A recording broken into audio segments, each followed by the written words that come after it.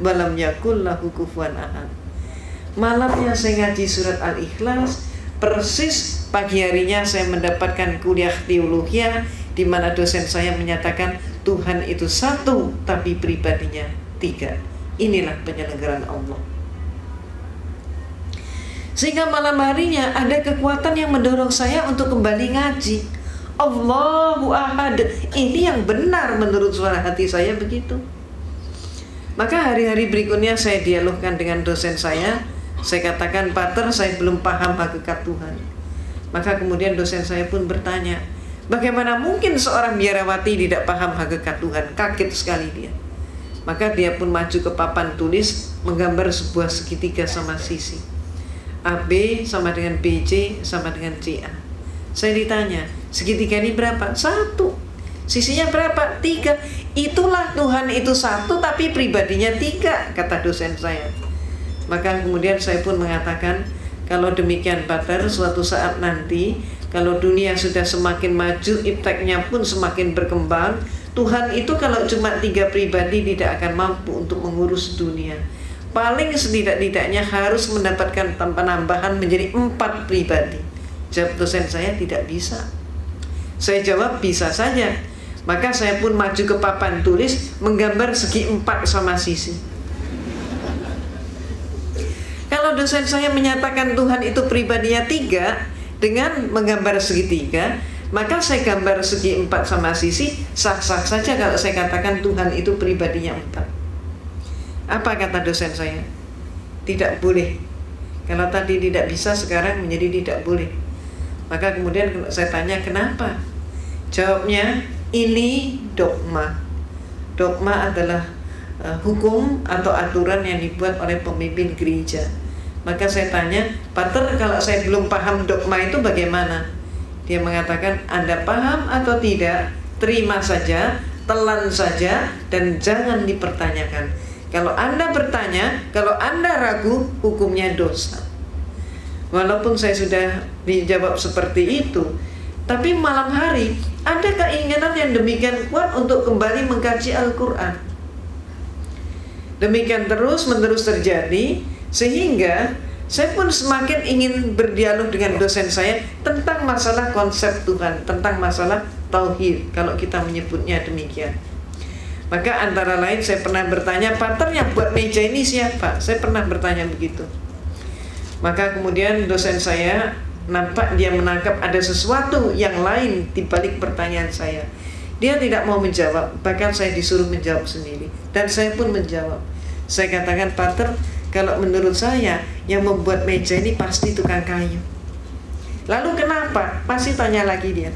Saya jawab, kalau menurut saya meja ini walaupun dibuatnya setahun yang lalu, sampai 100 tahun kemudian meja ini tetap meja, tidak berubah menjadi tukang kayu, dan tidak ada satupun meja yang mampu mengubah dirinya menjadi tukang kayu. Tukang kayu tidak boleh dipersamakan dengan meja. Maka dia pun bertanya, apa maksud Anda? Saya katakan, Pater, menurut pengamatan saya, Tuhan itu menciptakan alam semesta dan seluruh isinya termasuk manusia. Maka ada manusia yang dilahirkan setahun yang lalu, sampai 100 tahun kemudian ternyata dia tetap manusia. Bahkan sampai kiamat pun manusia tetap manusia.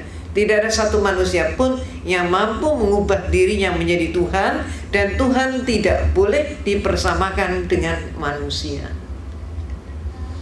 Malamnya saya ngaji lagi, dan hari-hari berikutnya saya dialog lagi, saya diskusi lagi. Saya pernah menyatakan juga, Pater, siapa yang melantik RB? Saya ditertawakan kali ini. Bagaimana mungkin seorang biarawati nggak ngerti siapa yang melantik RW? Maka saya jawab, sebetulnya saya mengerti. Maka kemudian dia baru terhenyak, dia kaget sekali. Apa sih maksud Anda? Dia tanya. Coba menurut Anda siapa? Coba silakan jawab. Bertubi-tubi saya digitukan. Dan kemudian saya katakan, Pater, kalau menurut saya yang melantik RW pasti eselon di atasnya, lurah ataupun kepala desa. Kalau sampai ada RW dilantik oleh RT, maka jelas pelantikan itu tidak sah. Demikian pula ada 100 orang kopral bermusyawarah untuk mengangkat salah satu teman mereka menjadi seorang jenderal. Yang melantik 99 orang kopral melantik seorang jenderal untuk menjadi, melantik seorang temannya kopral juga untuk menjadi seorang jenderal. Walaupun yang melantik 99 orang, tetap saja pelantikan itu tidak sah. Apa maksud Anda? Dia tanya. Maka saya katakan, Pater, menurut pengamatan saya, Tuhan itu menciptakan alam semesta dan seluruh isinya termasuk manusia. Manusia hakikatnya sebagai hamba Tuhan. Maka kalau ada manusia melantik sesamanya manusia menjadi Tuhan, jelas pelantikan itu tidak sah. Malamnya saya ngaji lagi, terus seperti itu. Dan kemudian saya diskusi lagi, sampai pada klimaksnya saya bertanya tentang sejarah gereja. Saya katakan, Pater, menurut semua literatur yang saya pelajari dan kuliah yang saya terima, Yesus yang oleh umat Islam disebut Nabi Isa alaihissalam, ternyata Yesus itu untuk pertama kalinya dilantik menjadi seorang Tuhan. Peristiwa itu baru terjadi pada tahun 325 Masehi. Jadi sebelum tahun 325 Masehi, Yesus belum jadi Tuhan. Yang melantik Yesus jadi Tuhan siapa? Yang melantik Yesus jadi Tuhan adalah seorang raja Romawi, yaitu Konstantin. Pelantikannya terjadi dalam rangka sebuah konsili. Konsili ini bahasa Latin Romawi, artinya adalah konferensi, atau istilah kita yang lain adalah muktamar. Terjadi di kota Nizea. Maka disebut konsili Nizea tahun 325 Masehi. Ini untuk pertama kalinya Yesus jadi Tuhan. Jadi sebelum itu dia belum jadi Tuhan. Sayangnya, sejarah ini tidak dipahami oleh 98% umat Kristen. Walaupun sejarah ini ada di dalam buku-buku mereka. Cuman dengan sengaja pemimpin-pemimpin gereja menutup sejarah tersebut agar supaya umatnya tetap tidak tahu. Kenapa? Kalau sampai umatnya tahu, umatnya akan terguncang sekali kalau mengetahui Yesus diproses dari manusia menjadi Tuhan, dan yang melantik adalah seorang manusia.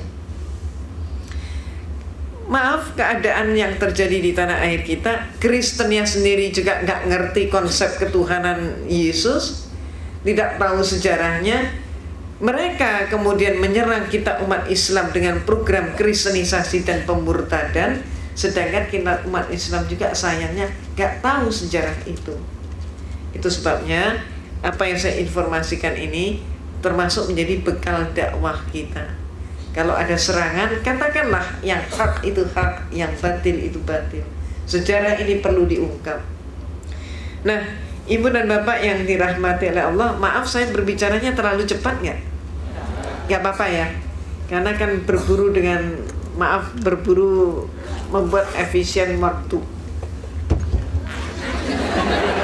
Kok malah ditaruh di atas meja?